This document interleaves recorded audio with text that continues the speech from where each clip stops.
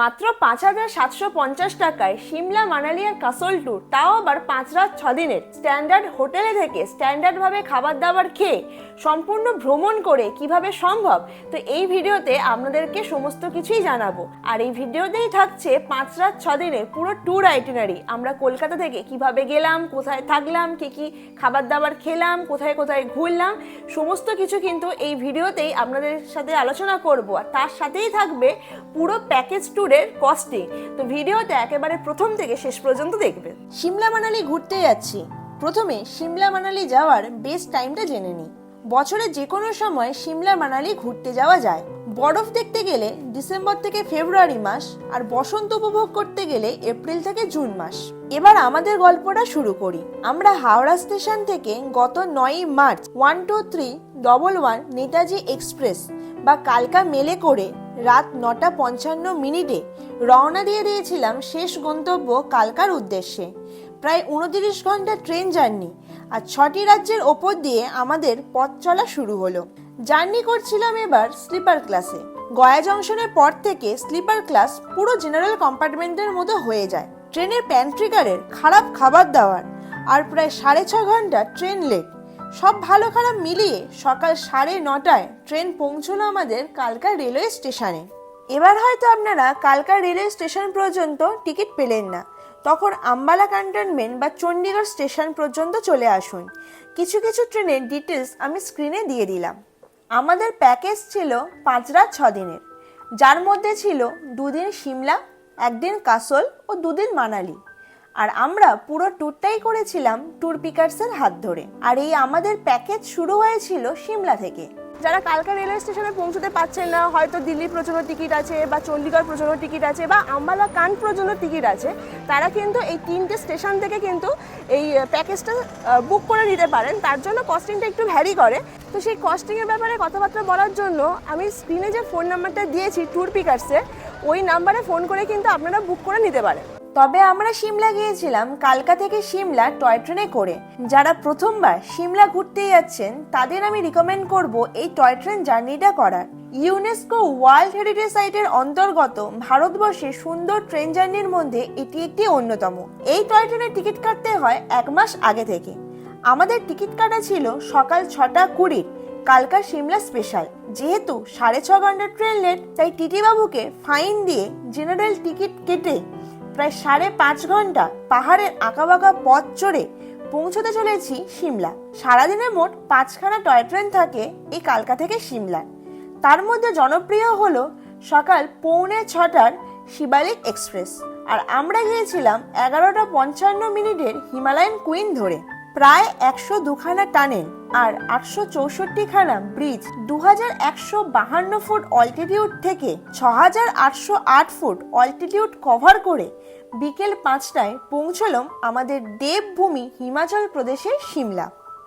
Toy train চলে যাওয়ার পরে সিমলা স্টেশন থেকে গোটা সিমলা শহরকে দেখে স্টেশনের বাইরে ট্যুর পিকার্সের এজেন্সির গাড়িতে করে আমরা পৌঁছে গেলাম সিমলা। 2 দিনে সিমলায় রাত্রিবাসের ঠিকানা আমাদের হোটেল রাজদূত। এই হচ্ছে রুমের এন্ট্রি করেই সামনে আছে একটা বেড, এখানে 2 জন থাকতে পারবে। আর এপারেও এইরকম বেড আছে, বাঙ্ক বেড, ওপরেও একজন নিচে একজন। আর 2টো বেডের জন্য ব্ল্যাঙ্কেট দিয়েছে। এখানেও এরকম কমফোর্টার আছে। এই পারে আছে চার্জিং সকেট, এই পারেও চার্জিং সকেট আছে, তার সাথে আছে ইন্টারকমের ব্যবস্থা। আর এইখানে আছে সোফা টেবিল, আমরা এখানে ব্যাগপত্র রেখেছি। আর এই পারে আছে এরকম লম্বা সাইজে একটা টেবিল করা আছে, সামনে আছে টিভি, ওপরে ফ্যান চলছে। আর এই পারে আছে আয়না। এই হচ্ছে বাথরুম, সামনে আছে ওয়েস্টার্ন কোমর, ওপরে আছে গিজার, যেটা ঠান্ডার সময় খুব দরকার। এই পারে আছে শাওয়ার এরিয়া, আর ঠিক এই পাশে আছে আয়না আর বেসিন। তো সোফার পাশে যে জানালা আছে, এই জানালার পর্দা সরালে দেখুন কতটা সুন্দর পাহাড়ের ভিউ দেখতে পাওয়া যাচ্ছে। আর এখন যেহেতু সন্ধ্যের সময়, সেই কারণে সানসেট হচ্ছে। সানসেটও কিন্তু রুম থেকে দারুণ দেখতে পাওয়া যাচ্ছে। চেকিং করলাম, ব্যাগপত্র রাখলাম, হোটেলে করে নিলাম হালকা ফুলকা লাঞ্চ। বলে রাখি আমাদের এই প্যাকেজের মধ্যে লাঞ্চ কিন্তু ইনক্লুড নেই, আমরা হোটেলে পে করে খেয়েছিলাম। শুধুমাত্র ইনক্লুড আছে ব্রেকফাস্ট আর ডিনার। লাঞ্চের পর দিলাম একটানা ভাত ঘুম। তারপর হোটেলে প্যাকেজ ইনক্লুড ডিনার করে নাইট ওয়াক করতে গেলাম সিমলার ম্যাল রোডে। আমাদের হোটেল থেকে সিমলার ম্যাল রোড দূরত্ব হাঁটা পথে প্রায় 15 মিনিট। রাত 10টা, সিমলার ম্যাল জনশূন্য। জলজল করছে সিমলা চার্চ ও সিমলা শহর। জনশূন্য নিস্তব্ধতার মধ্যে শান্তিপূর্ণ সময় কাটিয়ে শেষ হলো আমাদের একদিন। ক্যালেন্ডারের খাতায় 12ই মার্চ সকাল 10টার মধ্যে ব্রেকফাস্ট করে গাড়ি নিয়ে বেরিয়ে পড়লাম সিমলা সাইট সিইং করতে। প্রথমে দেখে নেব কুফরি, আমাদের হোটেল থেকে যার দূরত্ব 20 কিলোমিটার। পাইন ফরেস্টের মধ্য দিয়ে আঁকাবাঁকা রাস্তা কভার করে পৌঁছে গেলাম কুফরি। কুফরিতে কিছু সাইট সিইং স্পট আছে, আর আছে অ্যাডভেঞ্চার অ্যাক্টিভিটিস করার ব্যবস্থা, যার জন্য এক্সট্রা গাড়ি বা ঘোড়ায় চড়ে যেতে হয়, যার রেট সামনের ব্যানারে লেখা আছে। তো এইখানে এইগুলো অ্যাডভেঞ্চার করা যায়, যেরকম আছে সিঙ্গেল জিপ লাইন, তারপরে কাপল জিপ লাইন, ভ্যালি ক্রসিং, এইগুলো অ্যাডভেঞ্চার করার আছে। আর এর প্রাইস লিস্টটা একবার দেখিয়ে দিই। এই হচ্ছে প্রাইস লিস্ট। তো আমরা আর অ্যাক্টিভিটিসগুলো করলাম না, আর বাস সাইডে দেখে নিলাম হচ্ছে কুফরি ফার্ম, আর যেখানে ড্রপ করিয়ে দিয়েছে ওইখান থেকে কিছুটা দূরেই আছে কুফরি জু। তো এখন হেঁটে হেঁটেই কুফরির জুর দিকেই যাচ্ছি। জুয়ের টাইমিং হচ্ছে সকাল 9টা থেকে সন্ধ্যে 6:30 পর্যন্ত, আর মঙ্গলবার করে জু বন্ধ থাকে। তো জুয়ের টিকিট কেটে নিলাম, পার পার্সন হচ্ছে 60 টাকা করে। আর এই জু হচ্ছে পুরো পাইন ফরেস্টের মধ্যেই আছে। এখানে বিভিন্ন টাইপের পাইন গাছ দেখতে পাওয়া যায়।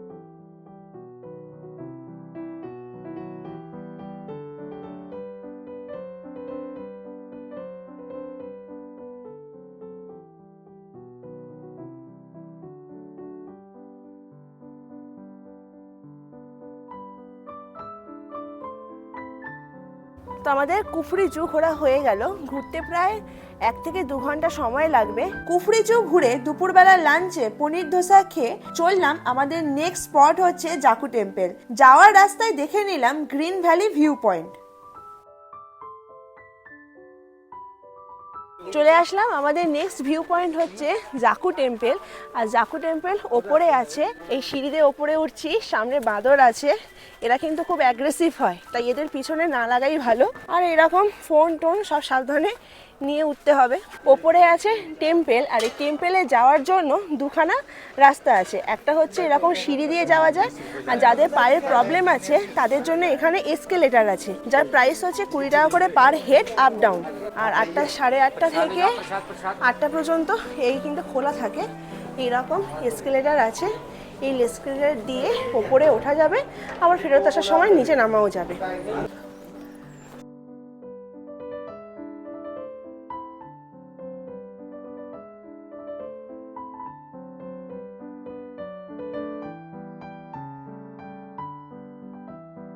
আর জাকু টেম্পল থেকে একেবারে সোজা মল রোড পর্যন্ত যাওয়ার জন্য এইখানে রোপওয়েরও ব্যবস্থা আছে, যার ভাড়া হচ্ছে 250 টাকা করে পার হেড। জাকু টেম্পল ঘোরা হয়ে গেল, আবারও চলে যাব সিমলার মল রোডে। গাড়ি আমাদের নামিয়ে দিল লিফটের সামনে। এই লিফটে করে একেবারে পৌঁছে যাব সিমলার মল রোড। কালকে রাত্রেবেলা যখন সিমলার মল রোড গিয়েছিলাম তখনকার মল রোড আর বিকেলে সিমলা মল রোড পুরোটাই আলাদা। সিমলার ম্যাল থেকেই সামনে আছে সিমলা কালীবাড়ি, আপনারা ঘুরে দেখে নিতে পারেন। সিমলা ম্যাল, সিমলা লক্কর বাজার, সিমলা কালীবাড়ি ঘুরে চলে আসলাম হোটেলে। রাত্রেবেলা হোটেলে করে নিলাম প্যাকেজ ইনক্লুড ডিনার। এইভাবেই শেষ হলো আমাদের দ্বিতীয় দিন। আজ আমাদের হিমাচল প্রদেশের তৃতীয় দিন। আজ আমরা সিমলার হোটেল থেকে চেক আউট করে চলে যাব কাসলে। তার আগে করে নেব সিমলার হোটেলের ব্রেকফাস্ট। আমাদের কাসল যেতে সময় লাগবে প্রায় 7 ঘন্টা। সিমলা থেকে কাসল যাওয়ার পথের এই রোড জার্নিটা খুবই সুন্দর। কখনো পাহাড়ের একরকমের রূপ, কখনো অন্য রকম, কখনো পাহাড়, কখনো সমতল, বা কখনো পাহাড়ি গ্রাম। এইরকম পাগল করার রূপ দেখতে দেখতে রাস্তায় যাওয়ার পথে দেখে নেব সুন্দরনগর লেক ও পান্ডো ড্যাম। প্রায় 7 ঘন্টা পরে চলে আসলাম আমাদের কাসলের হোটেলে। আমাদের হোটেলের নাম হচ্ছে হোটেল রিভার গার্ডেন। এই হোটেলে আমরা একটা দিন স্টে করব। তো এই হচ্ছে আমাদের কাসলের রুম, আর এই হচ্ছে রুমের ইন্টেরিয়ার। পুরো কিন্তু কাঠের ইন্টেরিয়ার। এখানে এসি আছে, তার মানে গরমকালে এখানে ভালোই মতোই গরম পড়ে। এই হচ্ছে বাথরুম, বেশ বড় সাইজের বাথরুম। ওপরে আছে গিজার, ওয়েস্টার্ন কোমোড, এই পারে আছে বেসিন, আয়না। আর এই হচ্ছে আমাদের রুমের সাথে ব্যালকনি। এই ব্যালকনির সাইজটা কিন্তু বেশ বড়। এখানে সোফা আছে, সামনে আছে টেবিল চেয়ার, আর এইখান থেকে ভিউটা দেখুন কি দারুণ লাগছে আমাদের রুমের ব্যালকনি থেকে। সামনে আছে পাইন ফরেস্ট, ওপরে বড় বড় পাহাড়, আর সামনে বয়ে যাচ্ছে পার্বতী রিভার। আর ওইখানে এখন যেহেতু সন্ধেবেলা, সেই কারণে সানসেট হয়েছে, কি সুন্দর লাগছে এইখান থেকে সানসেটটা দেখতে। আর আমাদের ব্যালকনি থেকেই দূরে দেখা যাচ্ছে বরফের পাহাড়। আমাদের হোটেল থেকে কাসলের মেন মার্কেট পায়ে হেঁটে মাত্র 5 মিনিট, আপনারা ঘুরে দেখে নিতে পারেন। আজ 14ই মার্চ কাসলের হোটেলে ব্রেকফাস্ট করে চেক আউট করে চললাম মানালির উদ্দেশ্যে। তার আগে দেখে নেব কাসলের মণিকরণ গুরুদ্বারা। মণিকরণ বিখ্যাত হট স্প্রিং এর জন্য। সামনেই আছে পার্বতী ভ্যালি, আর এই আছে পার্বতী নদী, আর পাশেই আছে হট স্প্রিং। আর এইখান থেকে পাহাড়ের ভিউটা অসাধারণ লাগছে।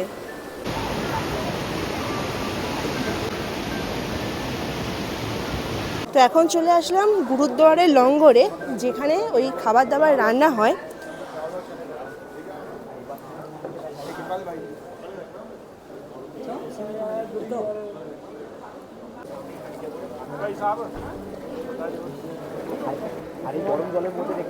রওনা দিয়ে দিলাম মণিকরণ থেকে মানালি। যাবার পথে দেখে নেব বৈষ্ণোদেবী মাতা মন্দির ও বিয়াস নদী। চাইলে আপনারা বিয়াস নদীতে রাফটিংও করে নিতে পারেন।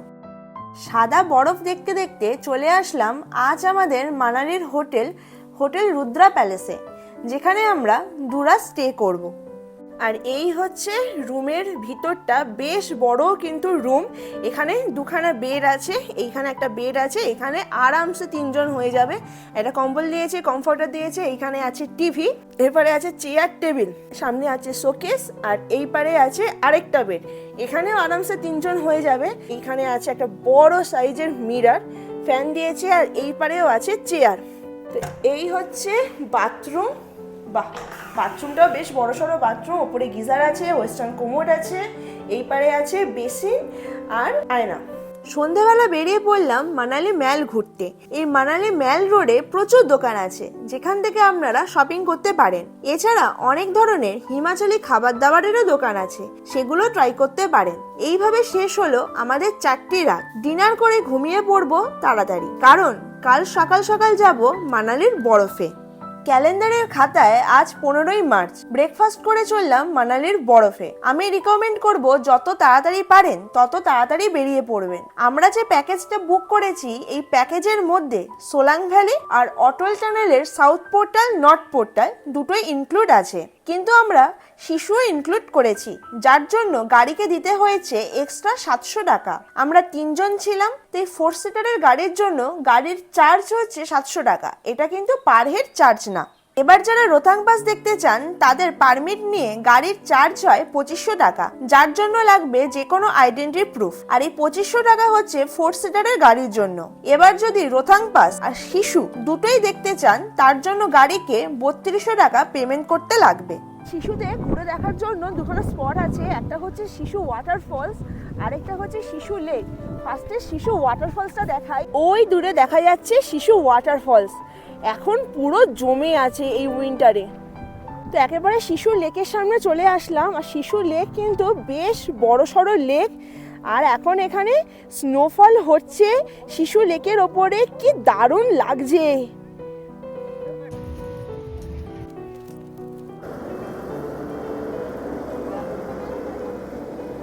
তো চলে আসলাম এখন এই শিশুর জিপ লাইনের সামনে। আর এই জিপ লাইনের টিকিট প্রাইসটা একবার বলে দিই, 500 টাকা করে হচ্ছে পার হেড। 500 টাকায় হচ্ছে আপ ডাউন।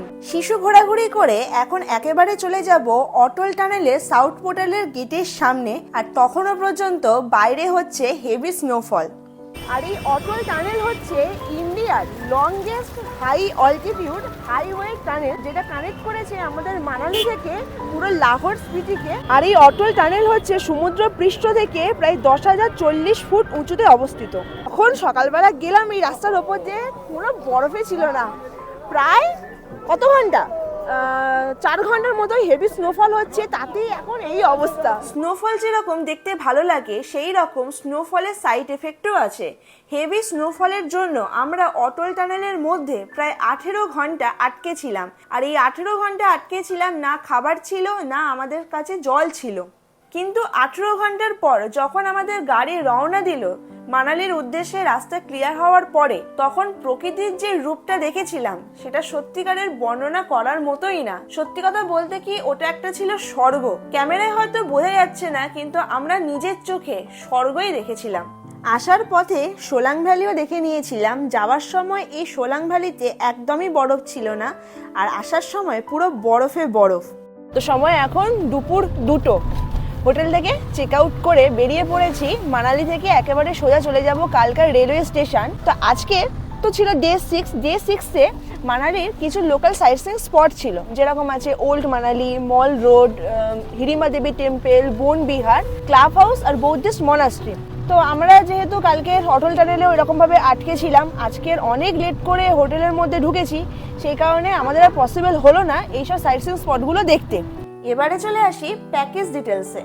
2 ধরনের প্যাকেজ হয়, একটা হচ্ছে ডিলাক্স প্যাকেজ আর আরেকটা হচ্ছে স্ট্যান্ডার্ড প্যাকেজ। ভিডিও শুরুতে যে প্যাকেজটা আমি বলেছিলাম, মানে 5750 টাকার প্যাকেজ, এটা শুধুমাত্র সম্ভব যদি আপনারা 13 জন আসেন। তখন আপনাদের 4টে স্ট্যান্ডার্ড রুম দেবে, তার সাথে ব্রেকফাস্ট আর ডিনার থাকবে, লাঞ্চ কিন্তু ইনক্লুড থাকবে না। গাড়ি দেবে হচ্ছে ট্রাভেলার গাড়ি। এবারে সেম প্যাকেজটাই যদি আপনারা ডিলাক্সে নেন, মানে 13 জনের প্যাকেজটাই যদি ডিলাক্সে নেন, তখন তার ভাড়া হবে 7700 টাকা। এইগুলো কিন্তু পুরো পার হেড কস্ট। আর এই প্যাকেজের মধ্যে কোনো অ্যাক্টিভিটিসের টাকা ধরা নেই। এবারে আমাদের প্যাকেজটা বলি। আমরা 3 জন গিয়েছিলাম, আমরা ডিলাক্স প্যাকেজটা নিয়েছিলাম, যে প্যাকেজের মধ্যে ব্রেকফাস্ট আর ডিনারটা ইনক্লুড ছিল, লাঞ্চ ইনক্লুড ছিল না, আর একখানা ডিলাক্স রুম দিয়েছিল হোটেলের, আর গাড়ি দিয়েছিল 4 সিটারের গাড়ি। তার জন্য আমাদের পার হেড কস্ট পড়েছিল 10,500 টাকা করে, যার মধ্যে কোনো অ্যাক্টিভিটিস ইনক্লুড ছিল না, লাঞ্চ ইনক্লুড ছিল না, আর 4x4 কার কিন্তু ইনক্লুড ছিল না।